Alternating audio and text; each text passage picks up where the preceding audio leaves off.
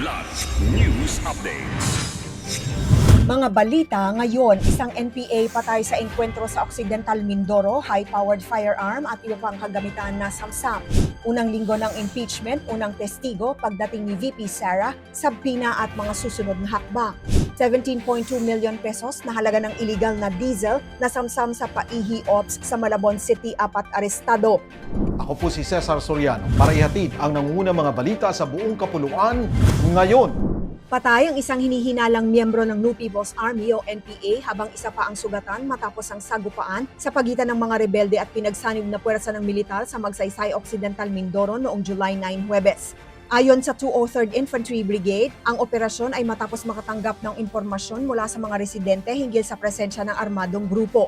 Narecover ng mga sundalo ang isang mataas na kalibreng baril, iba pang kagamitang pandigma at mga personal na gamit na iniwan ng mga tumakas na rebelde. Patuloy ang pagtugis sa mga natitirang mga kasapi. Isang araw bago nito, nadiscover rin ng militar ang isang arms cache sa Bulalakaw Oriental, Mindoro na naglalaman ng M16 rifle, homemade shotgun at 2 improvised explosive devices sa tulong ng mga impormasyong ibinigay ng mga sibilyan. Nagsimula na ang impeachment trial ni Vice President Sara Duterte na nahaharap sa mga reklamong grave threats, umano'y maling paggamit ng confidential funds, unexplained wealth at iba pang paglabag sa konstitusyon.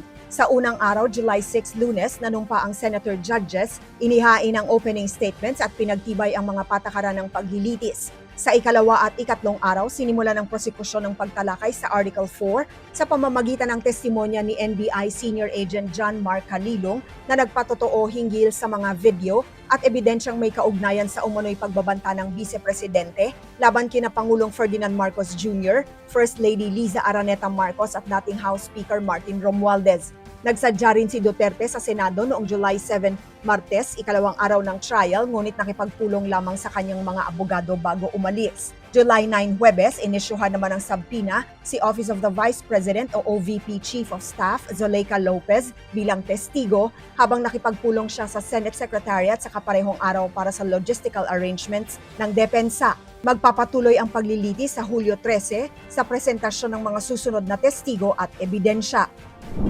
Arestado ang 4 na lalaki matapos mabuwag ng Criminal Investigation and Detection Group o CIDG ang umano'y Paihi scheme ng iligal na bentahan ng diesel sa Barangay Concepcion, Malabon City, madaling araw ng July 10.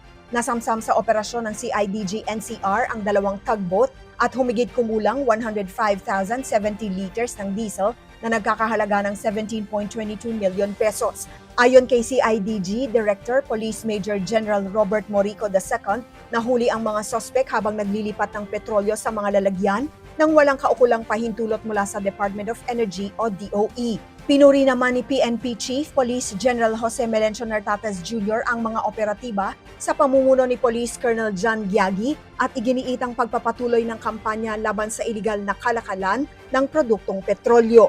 Para sa Kidlat News Channel, ako si Rosalyn Sinchonco, nag-uulat. Ako po si Cesar Soriano, kasama nyo sa bawat pagputo ng balita.